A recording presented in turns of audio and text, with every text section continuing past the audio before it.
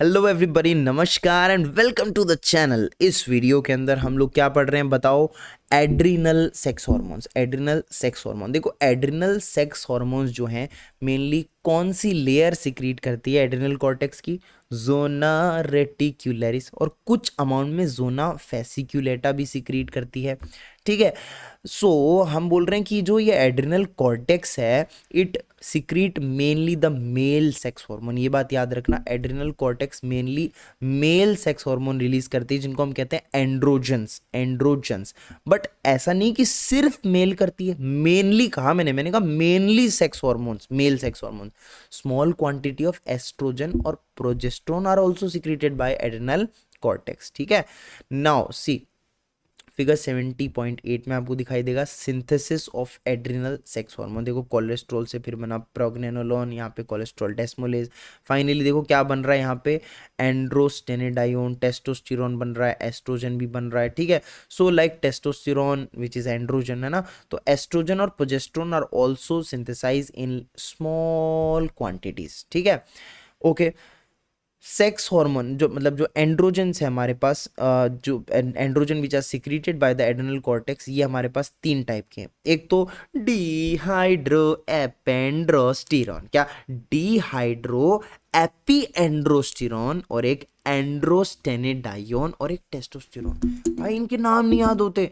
देखो एक बार फिर से मेरे साथ बोलो ना यार, जोर से बोलो, सारे बोलो, dehydroepiandrosterone, epiandrosterone, dehydroepiandrosterone which is the most active, आगे एंड्रोस्टेनेडायोन और एक टेस्टोस्टेरोन। कितने हुए फिर से बोलो? Dehydroepiandrosterone, dehydroepiandrosterone, androstenedione and testosterone. ये तीन हमारे पास क्या है? एंड्रोजन्स हैं which are secreted by adrenal cortex. ठीक है भाई, ओके। अच्छा, क्या आपको पता है ये जो डिहाइड्रो एपी एंड्रोस्टेरोन है ये मोस्ट एक्टिव एड्रिनल एंड्रोजन है? ये मैंने बताया अभी अभी, मोस्ट एक्टिव है ये।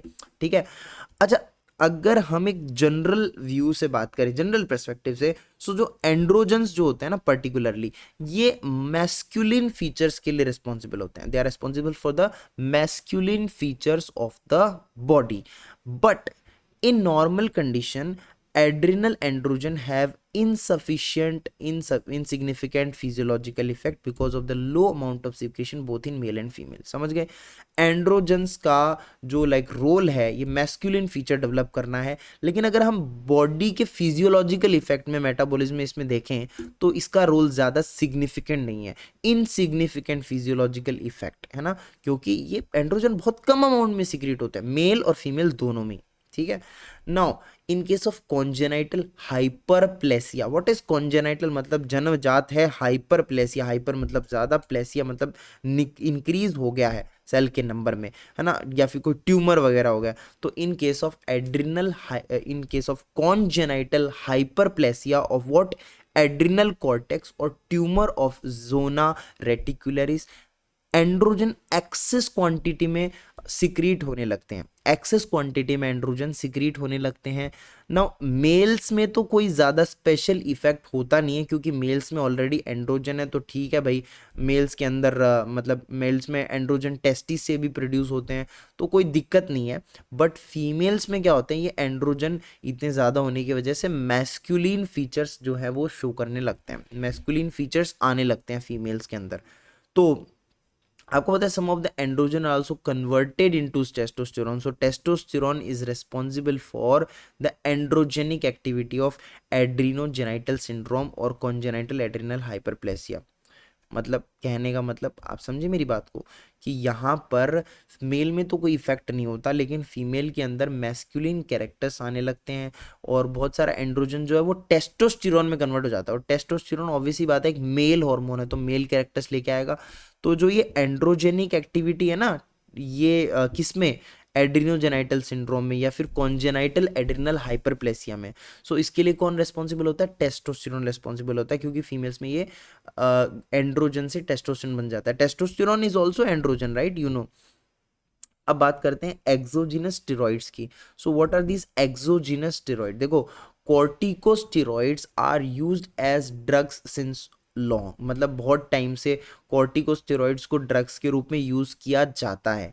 एक्सोजिनस जो स्टेरॉइड होते हैं, मतलब ऐसे स्टेरॉइड जिनका बाहर सोर्स है ना, ये कहाँ से एक्सट्रैक्ट करते हैं? From the adrenal cortex of animal and prepared artificially.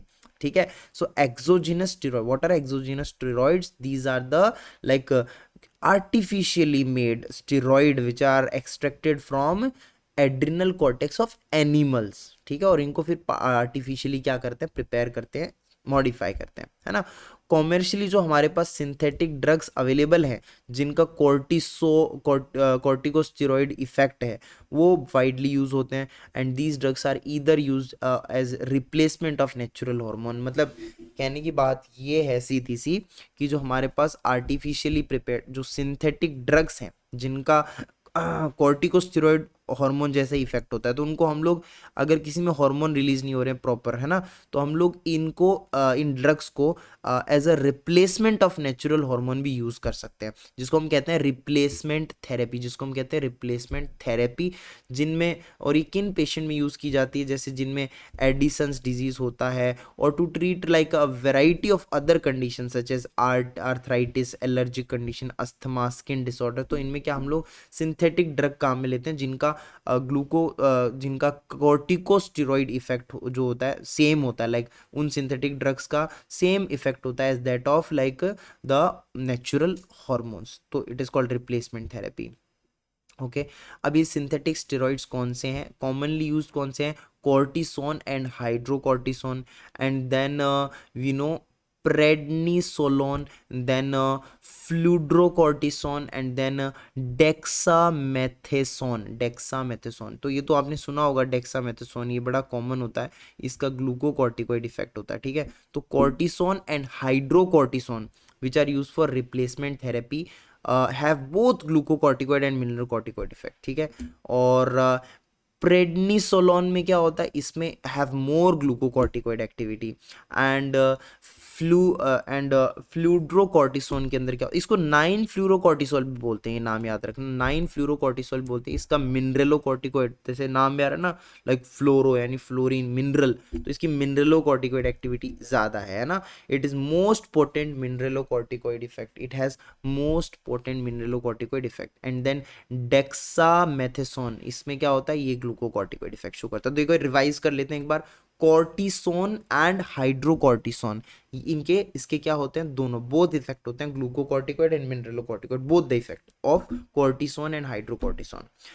Prednisolone में क्या होता है? इसका प्रेडनिसोलोन का ग्लूकोकॉर्टिकोइड इफेक्ट ज्यादा होता है, प्रेडनिसोलोन, और 9 फ्लोरोकॉर्टिसोल या फिर फ्लेड्रोकॉर्टिसोन का क्या होता है? इसका मिनरलोकॉर्टिकोइड इफेक्ट ज्यादा, और डेक्सामेथासोन का क्या? इसका ग्लूकोकॉर्टिकोइड इफेक्ट ज़्यादा होता है। सो दैट्स इट। अप्लाइड फिजियोलॉजी के आगे मैंने सारे वीडियोस यहाँ पे कवर कर रखे हैं। तो इसी के साथ like we have completed like this topic, जो हमने सेक्स हार्मोन्स है, एड्रिनल सेक्स हार्मोन्स, वो हमने कंप्लीट कर लिए हैं। तो आप वीडियोस को एकदम एक सीरीज में देखें, स्टार्टिंग से शुरू करें, तो आपको पूरा अच्छे से कॉन्सेप्ट क्लियर होगा, समझ आएगा। So that's it for this video. मिलते हैं नेक्स्ट वीडियो में with a new topic. Till then जो हो सकता कर दो भाई, लाइक शेयर कॉमेंट सब्सक्राइब सब कुछ, है ना। तो अपना ध्यान रखिए, स्वस्थ रहें, मस्त रहें। Till then take care, bye bye, अल्लाह हाफिज। ठीक है, ओके।